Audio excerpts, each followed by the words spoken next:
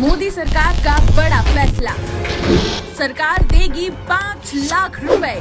1 लाख रुपए से बढ़ाकर 5 लाख रुपए किया।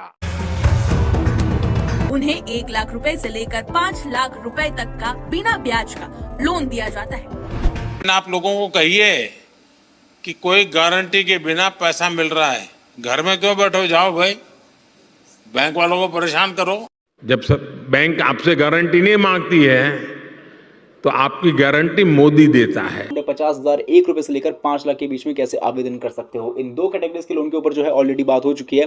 अब हम तीसरा बात कर रहे हैं और वो है तरुण मुद्रा लोन के लिए, जिसका अमाउंट जो है वो है 10 लाख रुपए तक के लिए। अब जैसे कि आप देख सकते हो कि इसको आवेदन करने के लिए अभी हम जो है पंजाब नेशनल बैंक के ऑफिशियल वेबसाइट पर ही हैं और यहाँ पे जो है देख सकते हो कि मुद्रा लोन के मेन सेगमेंट पे अगर आप देख पाओ तो यहाँ पे साफ साफ है कि एमएसएमई बैंकिंग के अंदर जनरल गाइडलाइंस फॉर मुद्रा लोन्स के अंदर है और यहीं पे जो है हम आवेदन करने वाले हैं। अब मैं बता दूं कि इस चैनल के ऊपर जो है मुद्रा लोन से रिलेटेड 2 ऑनलाइन वे के तरीके जा चुके हैं, जहां पे मैंने आपको बता रखा था कि ऑनलाइन वे में कैसे आवेदन करना है, यानी ऑनलाइन मेथड से कैसे आपको जो है आवेदन करना है प्रधानमंत्री मुद्रा योजना लोन को, फिर भले चाहे वो कि शिशु हो, किशोर हो या तरुण हो। लेकिन अभी हम जो है क्योंकि ऑफलाइन वे की बात कर रहे हैं, यानी एप्लीकेशन फॉर्म को फिलअप करके, तो ये प्रॉपर तौर पे ऑफलाइन होने वाला है, जहाँ के एप्लीकेशन फॉर्म को फिलअप करके डॉक्यूमेंट्स को अफिक्स करके आपका जो नियरेस्ट होने वाला है पंजाब नेशनल बैंक का ब्रांच, वहाँ पे आके सबमिट करना होगा। तो इस पूरे प्रोसेस को समझने के ऑफिशियल वेब सेक्शन पे, और यहाँ जाने के साथ ही सबसे पहले आपको जो है पर्सनल का सेक्शन मिलेगा।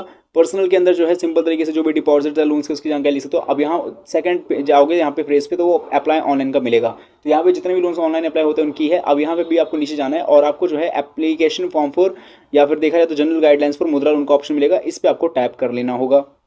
अब इस पर टैप कर लिया है तो यहाँ पे आपको जो है ये शिशु के लिए है तो इस पर टैप मत करना, ये वाला जो फॉर्म है पर्टिकुलर शिशु के लिए है। इसके अलावा जो नीचे वाला फॉर्म है लोन एप्लीकेशन फॉर प्रधानमंत्री मुद्रा योजना, आपको इस पर टैप करना होगा।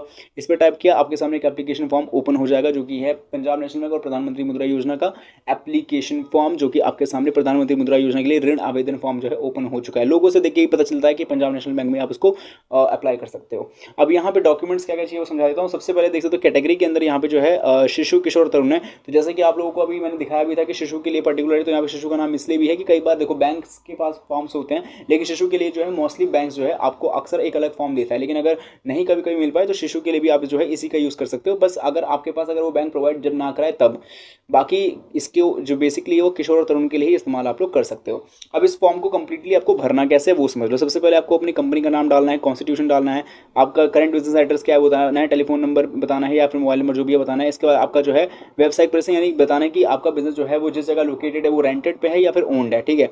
इसके अलावा आपका जो है बिजनेस एक्टिविटी बतानी है, पर्पस बताना है और एग्जिस्टिंग भी बतानी है।